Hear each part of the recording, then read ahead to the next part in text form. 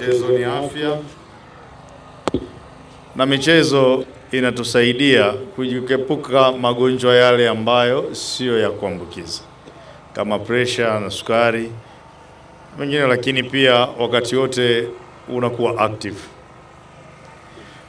Basi nisitumie muda mwingi, kama nilivyokwisha kutangulia kusema, mimi ninawapongezeni. Ninaamini tutacheza ni friend match. Hakuna sababu ya kukamiana mpaka kuumizana, lakini mchezo huu wa leo, lengo mahususi ni hamasa kwa ajili ya ujio wa Mwenge.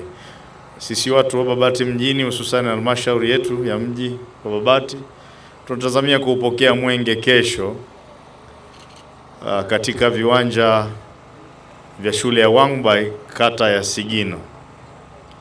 Kwa hiyo matumaini yangu ninyi wachezaji mtakuwa pia sehemu ya hamasa.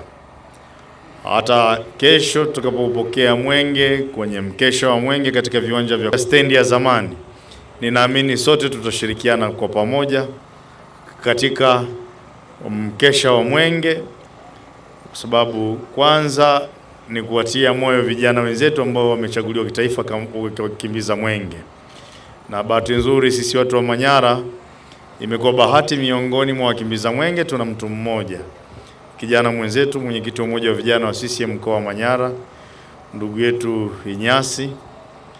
Kwa hiyo binafsi nilijitolea, niliongea na viongozi wenu, kwa sababu basi tufanye kitu kidogo cha hamasa, kwa maana zawadi zile ambazo tumekusudia, nafikiri tulipanga kwamba mmepanga zitatolewa kesho usiku kwenye mkesha wa Mwenge. Kwa hiyo zawadi zenu ziko, hata ingelikuwa ni saizi baada ya mpira mngepata, zawadi zipo.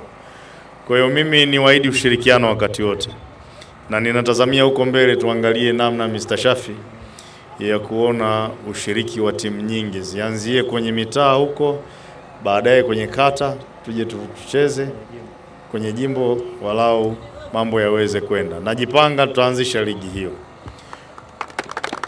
Kwa hiyo niseme mimi ni mwanamichezo mwenzenu, ninatambua umuhimu wa michezo kwenye jamii.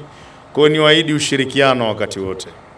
Wakati wote niko bega kwa bega na ninyi. Kuna jambo la msingi tushirikishane ili walau tuweze kusogea.